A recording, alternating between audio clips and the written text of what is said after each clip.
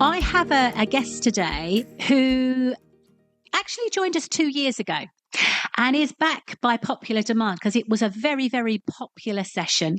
And we've invited him back today. So I want to dive straight in and make the most of today's session.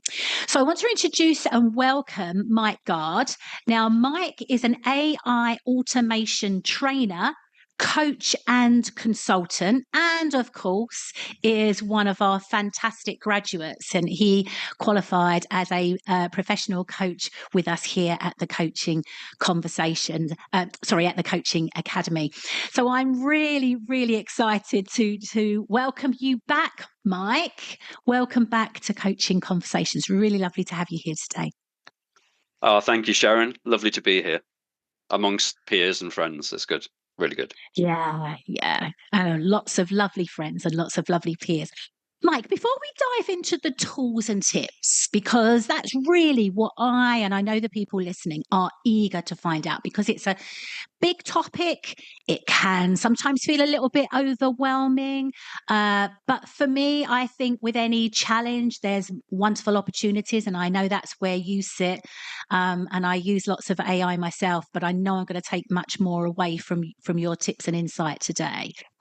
I would really love for you to just share a little bit about yourself for those who don't know you, a little bit about your background, and first of all, what motivated you to train to be a coach? Okay, right. I'm going to go way back to the 1980s then. I actually trained as a psychiatric nurse originally, about 1985 till 1989. Absolutely love psychology and everything around that. I actually went out of nursing then into IT for the next 30 odd years. But I've got to say, I did feel like a square peg in a round hole most of the time. My peers they were amazing. They were really talented people, but they were the people that went home at night and still went coding and things like that, doing their own little projects. And that just wasn't me. And then in 2020, I came to the coaching academy. Well, actually, let me go back a little bit, just in case anyone's listening that's had this same experience. I think I first enrolled in about 2010, and I was so keen to get started, and then it just sat on my shelf for about 10 years, 9 or 10 years. I didn't do anything. I reached out to the academy, and you very graciously, I just had a mentor call with Mike Blissett, and then you let me back on track, which was amazing. And then I'd managed to complete in, I've got it on October 2020.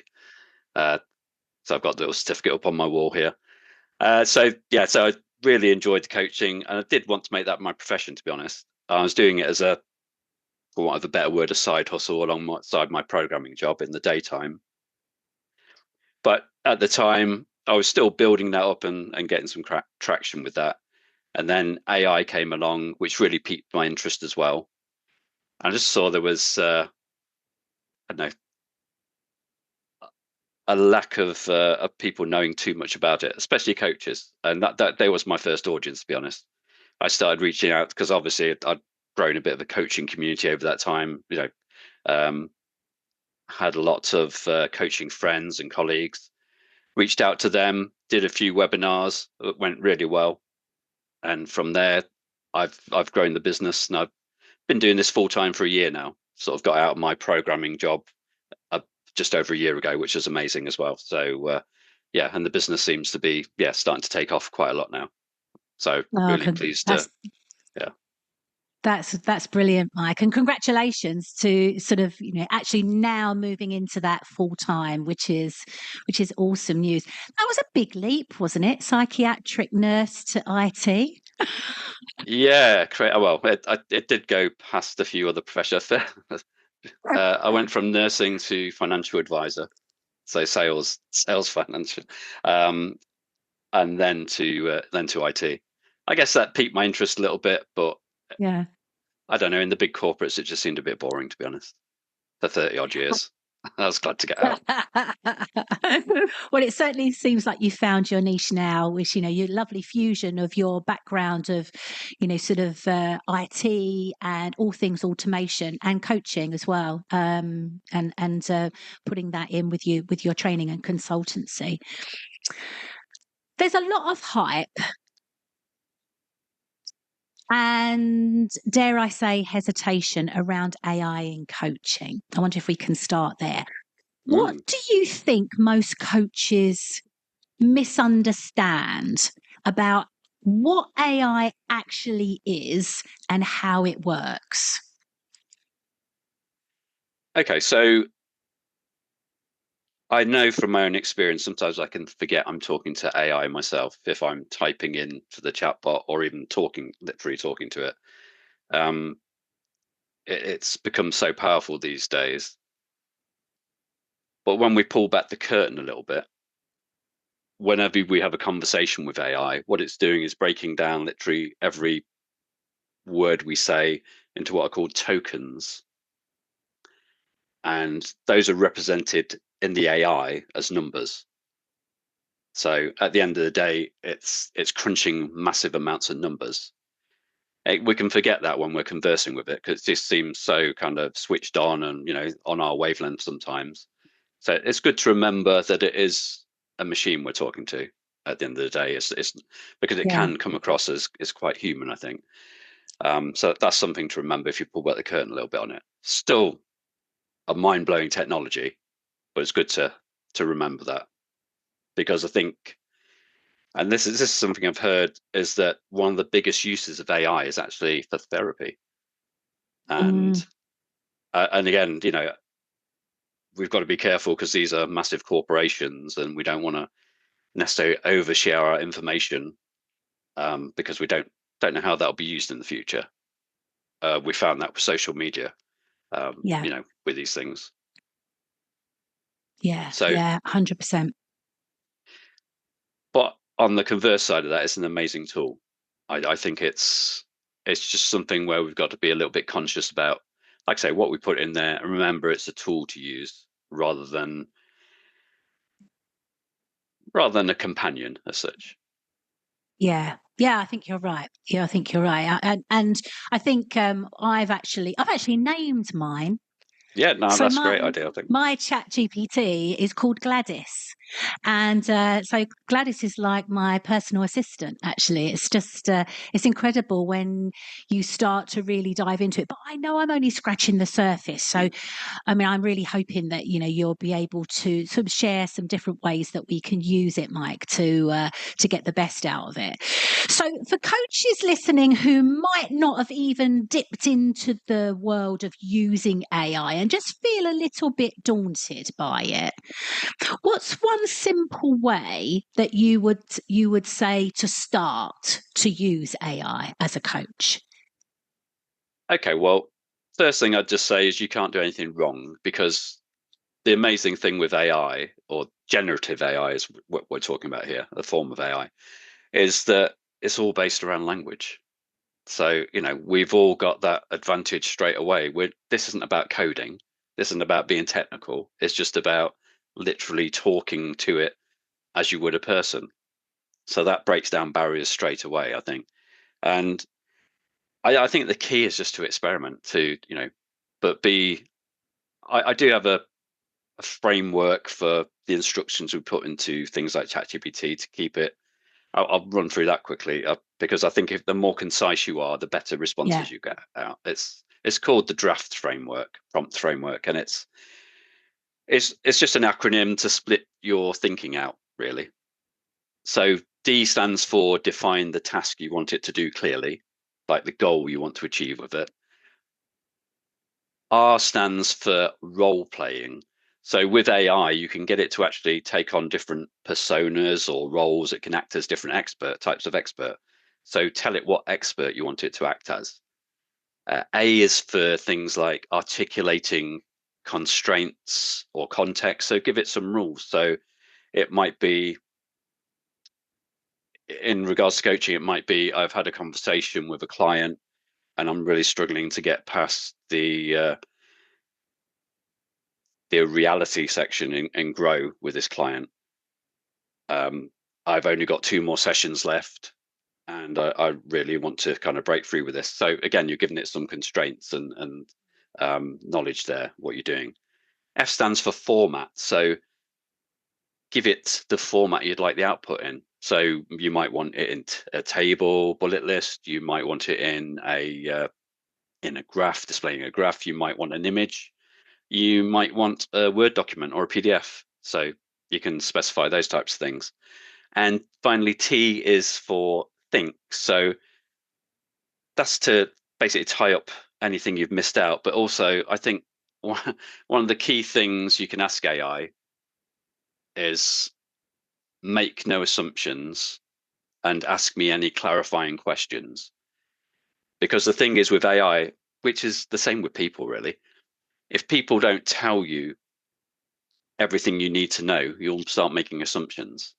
And as a coach, I guess you're probably more skilled than anyone at realizing that and then being able to question to get those sort of assumptions laid to rest and get the actual information. But for most people, they'll just make assumptions, and AI does exactly the same. So if you don't give it all the information it needs, it'll assume things, and that probably won't be the things you want it to assume. So if you ask it to ask you any clarifying questions, that's really useful. Love that draft. Really, Yeah, really good little framework there. And a powerful one too, actually. absolutely. Um, I mean, I've certainly used the R, so giving it a Yeah. role, and that is incredibly powerful. But certainly that having taken away that framework, Mike, I think that'd be incredibly powerful on lots of levels. Um, so that's good. Okay. With that in mind, then, when we've spoken before, you've spoken about something that's called AI hallucinations. What Yes. do you Yeah. mean by that? Yeah. Well, again, this is where AI is it's very clever. It's usually programmed to be very helpful to us. And unfortunately, the best thing it could do in reality is to say, sorry, I don't know that. But unfortunately, it doesn't do that. Instead, it tries to fill in the gaps, and it will literally make up information. The trouble with that information is it looks really plausible and really, real. There was a case in the US. This was back in the early days, but these things are still happening, where 2 US lawyers on an airline case, they got ChatGPT at the time to put together a load of case law for them. And they would have had to copy and paste that out into documents. So they must have, browsed it and think, oh yeah, this looks great. Probably took an early lunch and thought they were done for the day. And they then took this case law to court. The judge was trying to look it up, and absolutely none of it existed. And they got fined as a result of that. So I'd say with hallucinations, one thing you can do in things like ChatGPT, other AI models sometimes do this automatically, and ChatGPT does sometimes too, is switch on web search if you can, because then it will go out and it will look for the different sources of information. You can get it to cite the sources of information, so references effectively. That Yeah. way you can, and by the way, even if it does that, you still got to click through those links and just make sure it's not made the link up and it is referencing the right information. So it's always on you to check any factual information, is portrayed correctly. It's your responsibility at the end of the day, and you're probably affecting either you or your company's reputation if you put anything out that AI is Mm. created that's factually incorrect. Brilliant. Okay. So already we've got some really good takeaways. The fact that if we're using an AI generative tool like ChatGPT, then using your framework draft is a really great way to start to do some to gather some information, but also to ensure that any references it gives us, that we're going to double check them, and not to make not to make an assumption that what chat's given us or what that AI tool has given us is correct, because it will fill out the gaps and will potentially make things up, which is, I guess it makes sense, doesn't it, really? Could I just jump in just before you come to the next point? Yeah, Just something I yeah. should have said is I see no end of people arguing with things like ChatGPT and saying, um, no, you're wrong, it should be this. And AI will come back and say, oh yes, I'm sorry, it should be this. It's absolutely useless doing that. You might boost your ego getting AI to say, yes, it should be this. But at the end of the day, you cannot tell it not to hallucinate. And people do that as well. They say, don't hallucinate. And it'll say, okay, I won't. That doesn't do anything. That doesn't take away hallucinations. It's an inherent part of AI that is with us for the moment. It's still Okay. it's still quite low, as in the amount of things it does, but it's good to know that. And yeah, no use arguing with it. I like that. I like that. And again, we have to take responsibility, right? We have to, if we're going to be using these tools, we have to take responsibility and be accountable for the information that we've taken from it and are popping out to the world. So, really, really useful, Mike. So, ChatGPT is just one. What other sort of AI generative tools do you recommend would be sort of useful places maybe to start to explore this type of tool? Yeah, I'd say ChatGPT is the one that's like Hoover, if you know what I mean. As in, Yeah, it's a brand, but it's almost become known for, if people say AI, people think of ChatGPT. But yeah, there's loads of other models out there. I mean, things like Meta, who own Facebook, they've got their own. Google have got their own called Gemini. So there are plenty out there to discover and play with. And then there's lots of AI powered tools as well, where AI is built into them to make them more efficient and effective. From a coaching point of view, I think the one nice thing about all these tools is they usually have a three layer where we can play around and test these things out. And most people probably get by with that free layer as well. And I think ChatGPT is very generous in a lot of the tooling it gives you within that free layer. Things like projects can be very useful for a coach. And the reason I say that is if you create a project, so this is in the sidebar of ChatGPT, there'll be a thing just above your chats listing called projects. It lets you put your chats in there so you can organize them, but you can put in what it calls a list of instructions, which is what we call a prompt. So you could do that with the draft framework, for instance. So you could tell it to, I don't know, it could be all about your coaching business and how you want to. Shall we go for, I don't know, social media for now? If you're doing yeah. social media posts, for instance, as an example, about your coaching business, you may give it a prompt that's done with the draft prompt framework and you go through it step by step so it's effective and delivers what you want. Then every chat in that project you start, it will use that prompt instruction so you don't have to keep re-putting it in. And you can also add documents to that project as well. And it will reference those documents every time you have a chat with it. So it could know quite a lot about your business in that respect, and you don't have to keep reminding it or giving it information. So it can make it really useful. In fact, I have a board of advisors in a project. So I've got, because it can act as roles. So I have like Steve Jobs. So don't have to be people that are alive. Steve Jobs, Alex Hormozia, a guy who's a marketing guy. I have a coach in there. So like a little board of advisors that tell me and have a little chat between themselves, which I can see, and then give me an output at the end, which is useful. That's brilliant, Mike. And you have that in your projects sort of link there. Yeah, yeah, yeah, Mm, and that's something we can all do. We can all kind of get that set up for our own business. brilliant, brilliant. Um, where would you think would be really? I'm keen to talk about because it's big for me, and that's about the ethics and sort of who owns the content that we feed into AI. So I'm really keen to talk about that. But do you feel at this point it would be useful to share something else first before we sort of dive into how we keep our data safe? What are the ethics behind it? Because that is one thing I'm really big on ethics. So that's one thing I'm particularly keen on. Well, I've got a couple of tools to share, but maybe we could do those after the ethics, if that's all right. Okay. Yeah, Yeah, yeah, absolutely. I think that makes a lot of sense covering ethics off because, I mean, one thing I think you can do, we talked about hallucinations, everything. We talked about these organizations, potentially having access to your information. So, not quite in ethics, but in privacy, one thing I Yeah. would do if you're using ChatGPT, for example, you'll see your profile icon on ChatGPT. I'd click on that, go to settings, and then data controls. And at the top of that, it will have something called, um, hold on, let me have a look so I say this right. Improve the model for everyone. And that will be switched on as a default.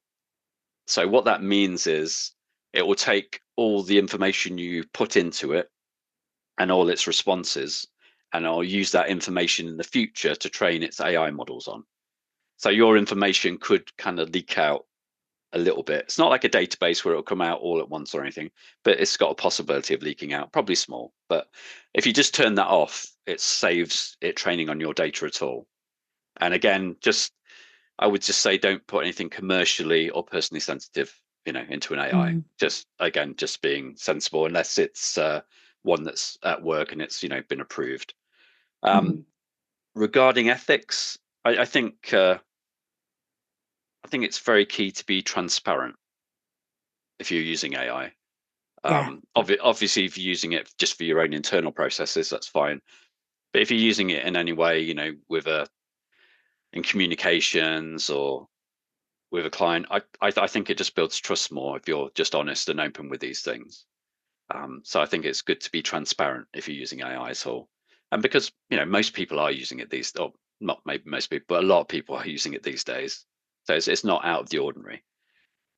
Um, the trouble is we're also in an AI arms race right now. So we've got China Yeah. and America trying to get to this holy grail of AI. So they have,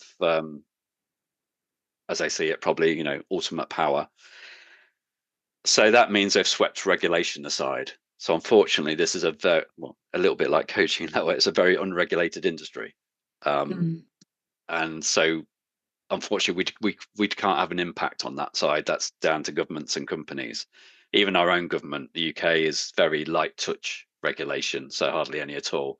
I think the only decent regulations really are in the EU, where they've legislated quite comprehensively for these things, and they give you the rights, to your own digital image as such, as in so people can't use it without your consent, etc. Uh, within regards to AI. mm, Have I mm. answered your question at all there, Sharon? Or have I Yeah, just yeah. No, no, no, no, no, you have absolutely. The other privacy concern for me is how coaches protect not just their data, but also their clients' information. I wonder if you could expand a little bit sort of on that. yes? So I think every rule still applies, like GDPR and all these types of things. Yeah. For me, if I was putting in information, I'd say a client, not the actual name of the client, unless it's just a Christian name, maybe. In that Mm, case, that's quite anonymized anyway. Um, but yes, I wouldn't put anything personally identifiable in there of your clients because I think ethically that's not correct unless they actually gave you permission. I mean, one thing again I've used AI for before is there's a there's a part of AI, well, like in ChatGPT, for example, it's got something called custom GPTs, and you can take transcripts of conversations. And you could do this in normal chat, actually, just upload a transcript of a conversation and then talk to it as if you're talking to the session and get information from it, which can be a really useful tool. But again, you'd need the permission of the person, um, where you've transcribed that. And I guess that comes to play even if you're in like Zoom calls or Teams calls, is yeah. getting the permission from users. Again, if you're recording that information, because no doubt it's going to go into an AI, because a lot of these tools have AI built in right from the start. So Mm, mm, we've got to think about those things and make people aware that if it is being recorded, that's what happens. mm. So I think that the learning takeaway so far is that we need to check anything that an AI tool shares with us, and even check in the links if it gives us a source to make sure that that it is actually a correct one. That we go into our profile to make sure that actually we've got that option turned off, so that anything that we're sharing, the system isn't using to train itself and to train others.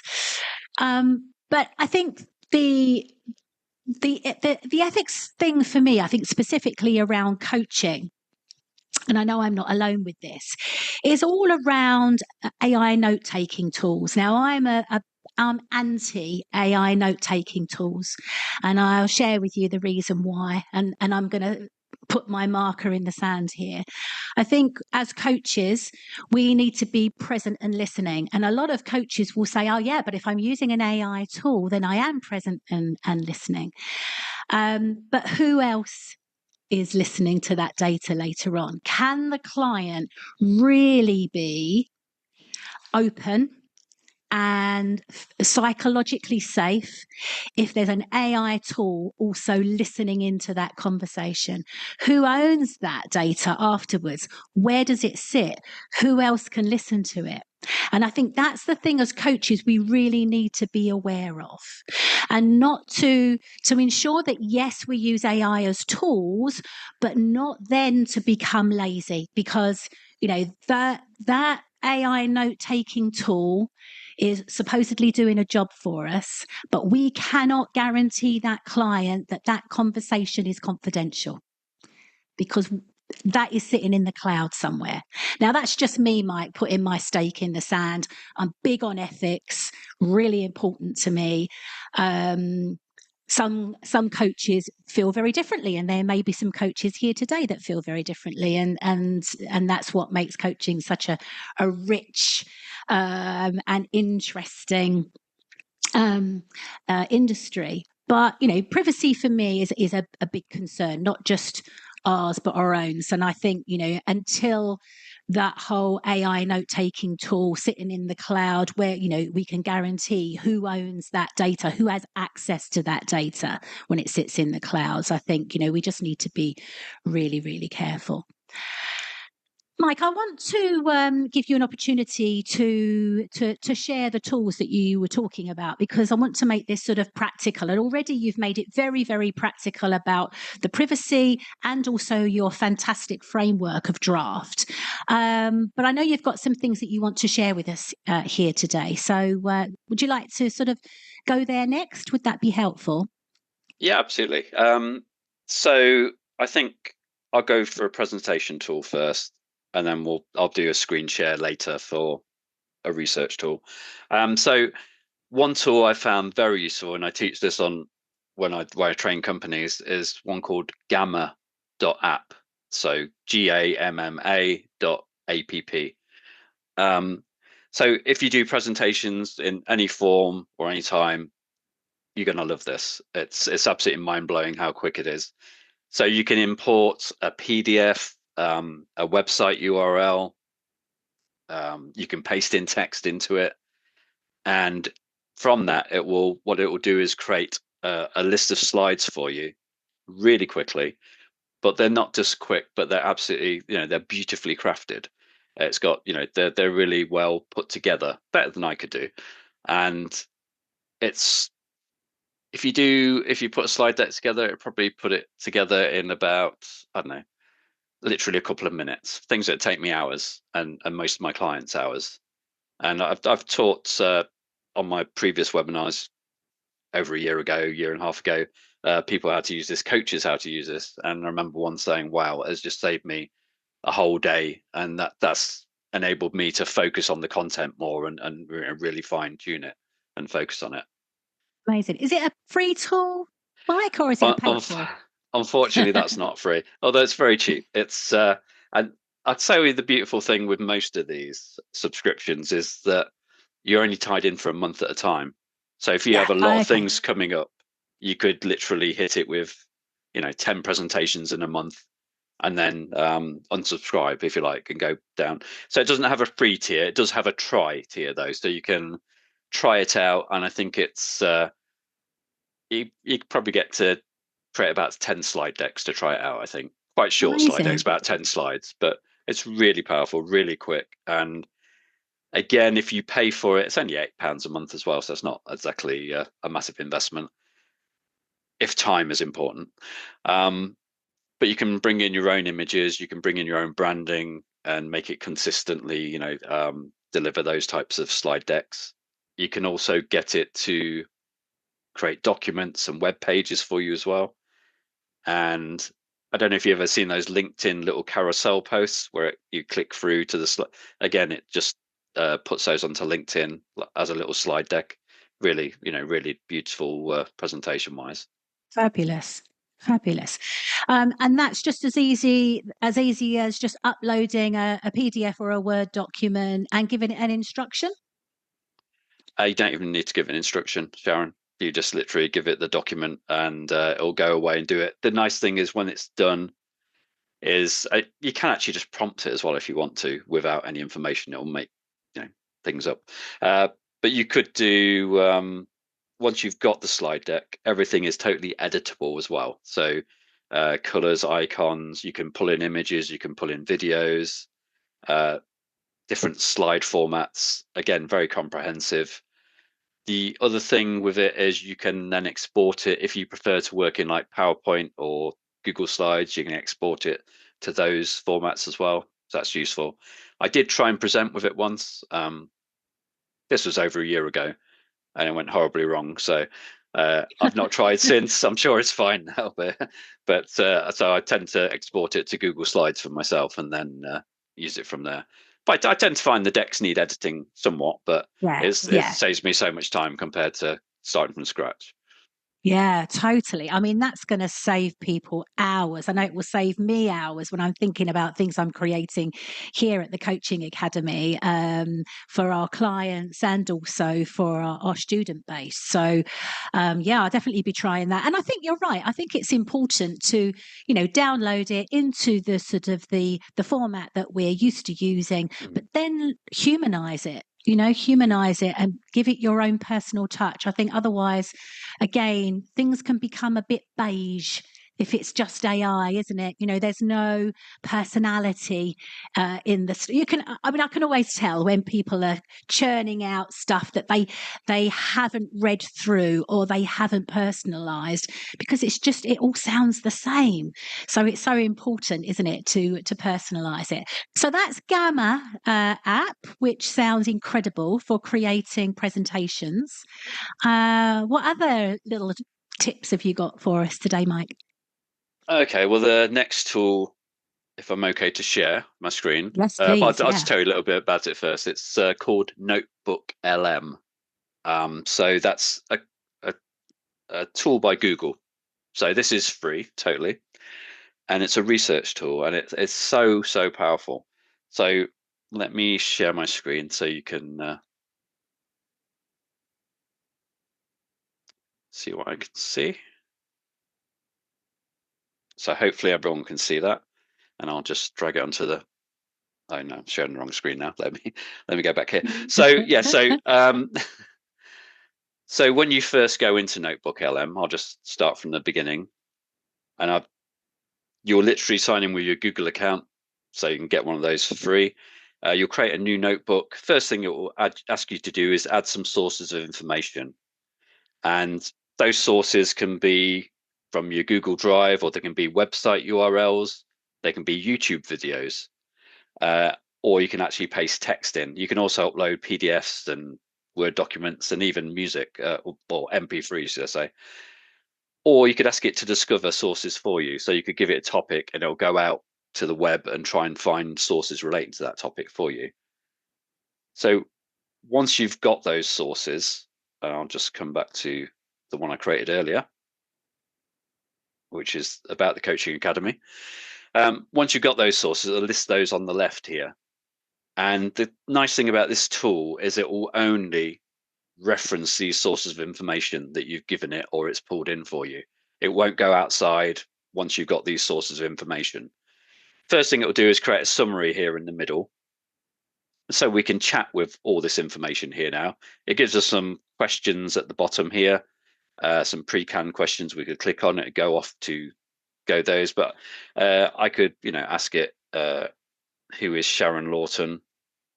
Oh dear, that's a question. Who is Sharon Lawton? Might find out I'm an AI avatar, Mark, and Will then the that will real everyone Sharon will be Lawton shocked. please stand up? And so here we can see she was mentioned in the context of a blog post featuring Catherine Holdstock, where the article referenced building a coaching conversation with Sharon Lawton. And the nice thing here, it will give us references, and we can click on those references, and it shows where in our sources that came from. So again, useful information, but I mean, that's nothing compared to the nice things we've got here on the left-hand side. Sorry, I'm just getting my toolbar out of the way. I'll just get rid of that side. So the nice thing here is we've got all these things we can do. We can create flashcards, quizzes, reports, mind maps, audio overview, and a video overview.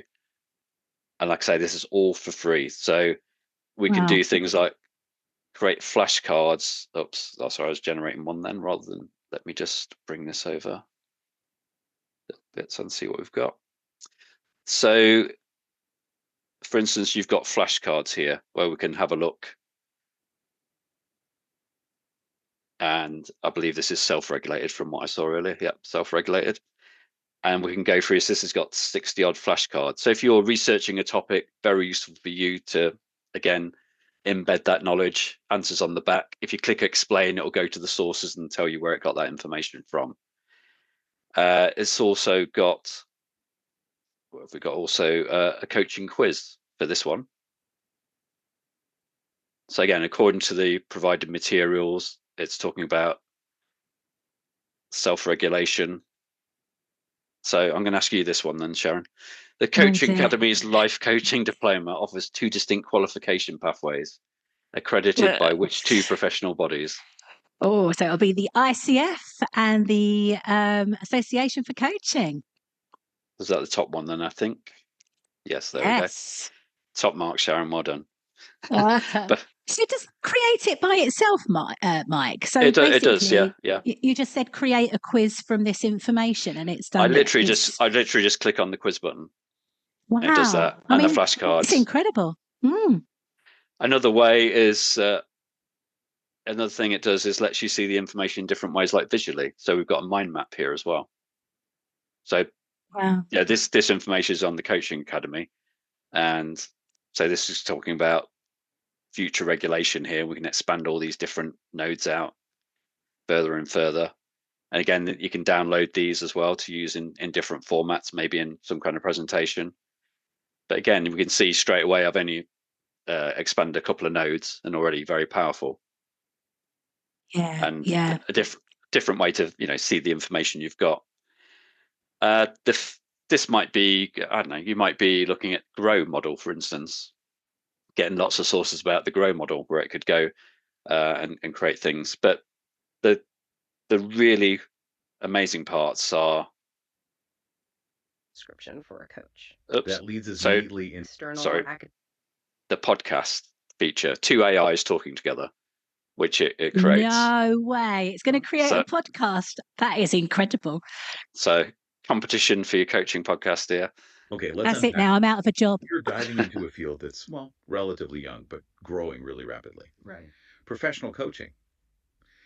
For many people, maybe you're thinking about hiring a coach or even becoming one. The big question is this: what really separates, a good chat with a supportive friend from a proper, professional, effective coaching session? Yeah. Especially when the field isn't centrally governed. That's exactly the tension, isn't it? It's the core challenge. I mean, Mhm. coaching as a profession really only started getting traction in the UK around, say, early 1999. So that's powerful in itself. But what's even more Yes. powerful is it has an interactive feature. So if I put that same chat on, I can actually interrupt it and ask it questions. So I'll just put that on. Okay, let's unpack this. We are diving into a field that's, well, relatively young, but growing really rapidly: professional coaching. For many people, maybe you're thinking about, oh, our listeners got something to share. Let's hear it. Yeah, I just wonder what type of model does the Coaching Academy use? Absolutely. The industry standard, really. It's an acronym, GROW. G stands for goal. You know, what the client wants to achieve. R is for reality. That's the current situation. O is for options, the possibilities, brainstorming.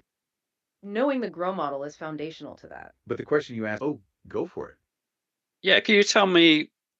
I've heard of Sharon Lawton mention. Sorry, Oh, yes. We can Sharon absolutely Lawton tell you about the mentioned. other part of the model. That's the best part of the acronym. We've covered G for goal, R. Oh, yeah. Let's hear it. So I've heard of Sharon Lawton mentioned before in regards to the Coaching Academy. Can you tell me about her a little bit, please?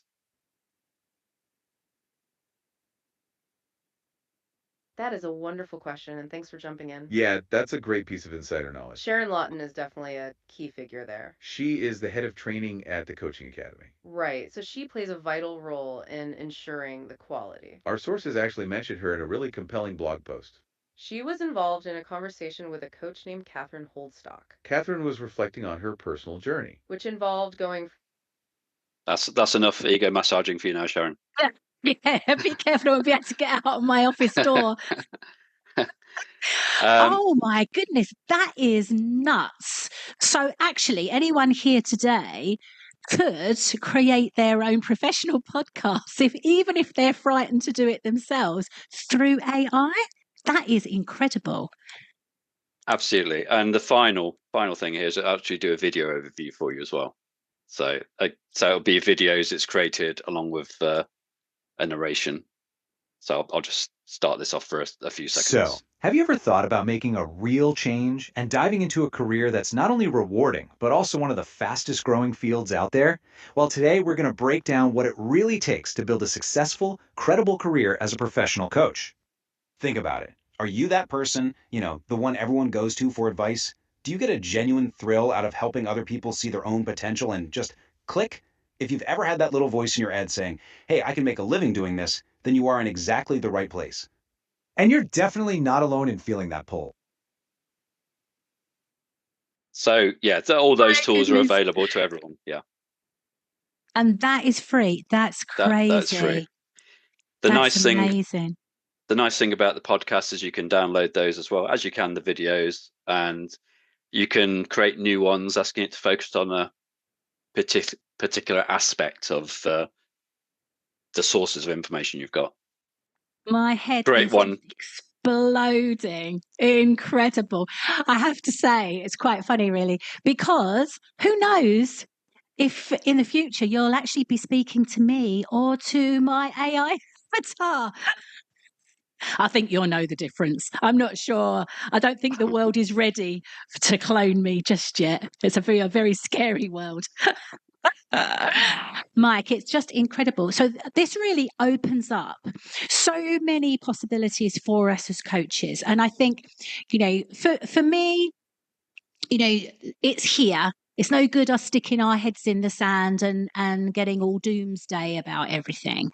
We need to, as coaches, if we are to ensure that our clients get the best possible service from us, I think it's really important for us to arm ourselves with the tools and make sure the tools work for us, not sort of instead of us or for us. And so using Mike's just little tips that he's taken away today, that's going to elevate you to be able to offer your clients and offer services that potentially you might not have thought about before. If you think that, I'd love to do a podcast, but I don't feel confident, play around with the note taker LM. Think about the amazing videos that you might be able to put together that sit on your website, etc., etc. There's just so much there. Mike, I'm head blown. What else could you share, or do you want to share with us in our sort of final 6 minutes or so that we have together? Yeah, let me just pick up on one point. Is that I didn't mention earlier, and I should have. I think you asked me about it. It was about who owns these types of things.